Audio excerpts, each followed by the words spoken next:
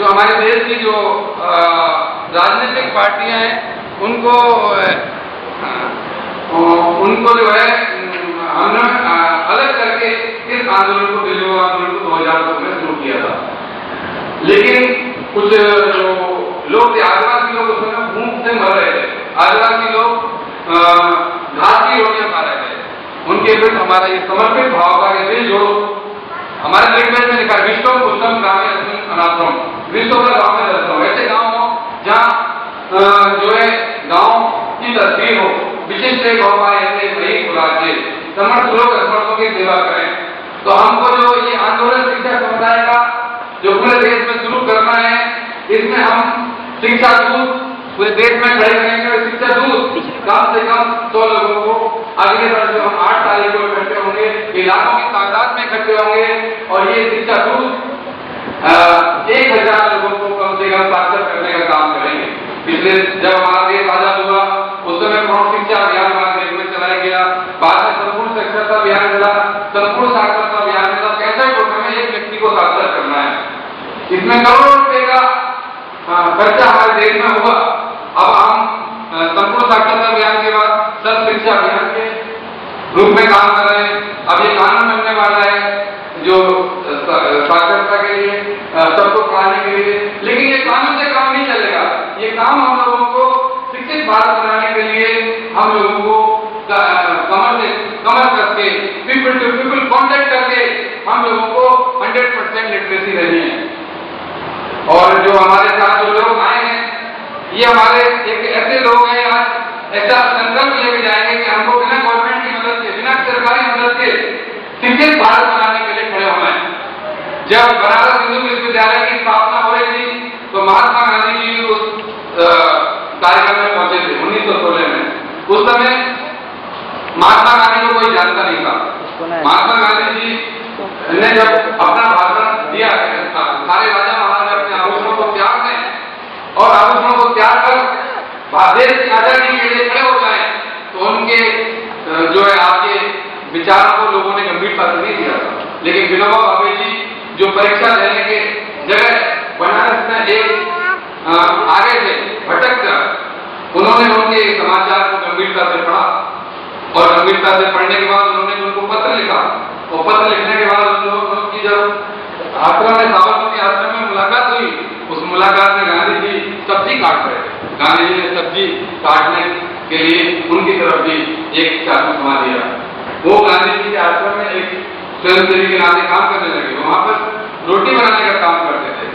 जब वो जो है कस्तूरबा जी को बाद में कुछ जब समय में निकलता था तो कुछ धार्मिक अध्ययन भी कराते थे।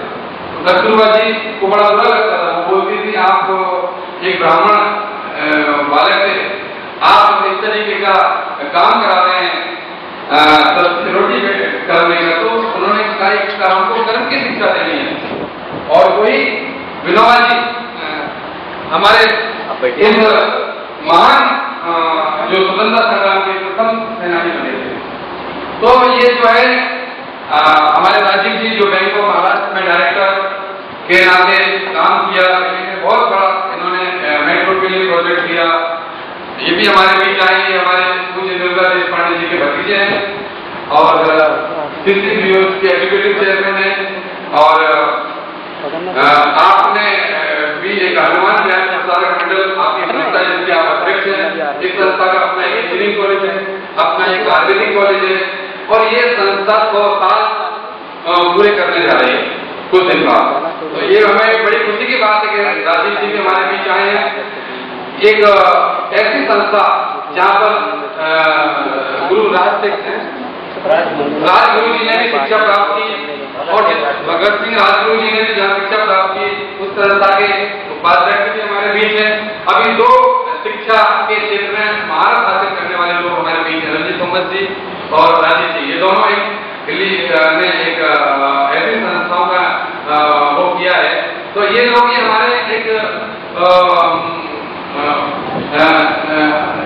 मार्गदर्शक के रूप में काम करेंगे। दूसरे हमारे हरि सिंह जी जो मैंने बात की, हरि सिंह जी ये एक समूह तैयार हो रहा और आपके आजाद साहब ने ये श्रमिक शिक्षा के ऊपर एक बहुत बड़ी क्रांति की जरूरत है। वो और ये क्रांति आगे बढ़ेगी। ये जो है शिक्षक को हमारे जो श्रमिक लोग हैं उनको लेबर एक्ट अभी केंद्रीय श्रमिक शिक्षा बोर्ड इसलिए बनाएगा। लाल बहादुर शास्त्री जी एक बार विदेश में यात्रा करने गए थे यूएस में, तो वहां उन्होंने वहां के श्रमिक संगठनों को देखा। श्रमिक संगठनों को देखने के बाद वहां एक श्रमिक एजुकेशन डिपार्टमेंट था जब श्रमिकों को शिक्षा दी जाती थी। तो उन्होंने इंडिया में आकर जब वो श्रम मंत्री थे केंद्रीय श्रमिक शिक्षा बोर्ड की स्थापना की। ये केंद्रीय श्रमिक शिक्षा बोर्ड लेबर को एजुकेट करने का काम करता है। मैं इसके साथ एक सहभागी के रूप में काम किया। नागपुर में इसका मुख्यालय, मैं राजीव जी जो हमारे बीच आए वो नागपुर के हैं, तो हम राजीव जी से भी अनुरोध करेंगे कि एक एमओयू मेंबर ऑफ अंडरस्टैंडिंग केंद्रीय श्रमिक शिक्षा बोर्ड के साथ आयोजन किया जाए कि पूरे देश के लेबर को एजुकेट करने का काम हमारे श्रमिक संगठन करे। ये काम भी आपको करना होगा। तो बहुत बड़े उद्देश्यों को लेकर आए हम। छोटी सी हम लोग चंद लोग बैठे हैं और चंद लोग लाखों करोड़ों की तादाद में होने वाले हैं। ये जब भी कोई संगठन बनता है, कोई भी आंदोलन शुरू होता है, उसकी सबसे पहले मजाक करती है, लोग उसको मजाक की दृष्टि से देखते हैं। बाद में जब वो आंदोलन आगे बढ़ता है तो लोग उसका विरोध करते हैं कि आंदोलन के लिए कहां से धन आ रहा है, यह आंदोलन कैसे चल रहा है, उसमें लोग कमियां निकालते हैं। जब आंदोलन विरोध की स्थिति को भी सह लेता है तो आंदोलन में लोग घुसपैठ की स्थिति पैदा करते हैं और आंदोलन के साथ उस अभियान के साथ लोग पहुंचते हैं, उसके सहभागी बनना चाहते हैं। आज हमारा आंदोलन एक मजाक की स्थिति में हम लोग बैठे हैं, लेकिन आप लोग जो आए हैं वो मजाक न समझे, इसको एक बहुत बड़े संघर्ष की कसम लेकर हमको जाना है और इसका फल लेकर हम लोग जाएंगे। हमारा भारत विकसित भारत बनेगा, हम हमारे देश के 10% लोग विकसित होंगे और हमारे जो लोग हैं ये पूरे देश में एक ब्रांड एम्बेसडर के रूप में, एक शिक्षा गुरु के रूप में काम करेंगे। इन्हीं संकल्पों के साथ जय भारत, जय विकसित भारत।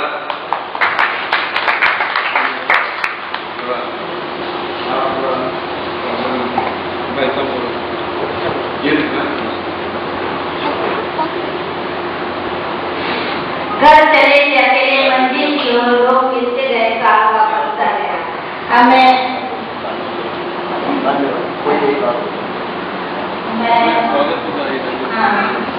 हमारे बीच राजेश पांडे जी हैं, इनके स्वागत के लिए मैं उनसे स्वागत करती हूँ।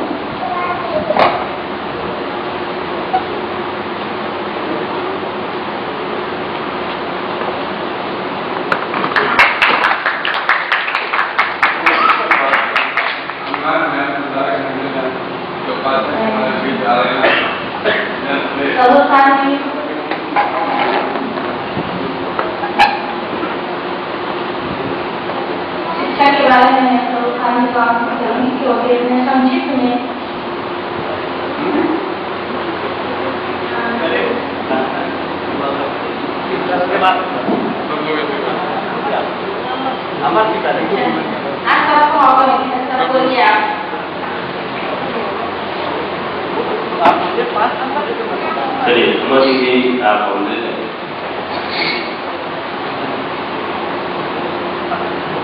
मेरा नाम अमर निशाद है और मैं अखिल भारतीय अंत्योदय संस्थान से जुड़ा हूँ। अखिल भारतीय अंत्योदय संस्थान स्कूल वर्कर के बच्चों को पढ़ाते हैं।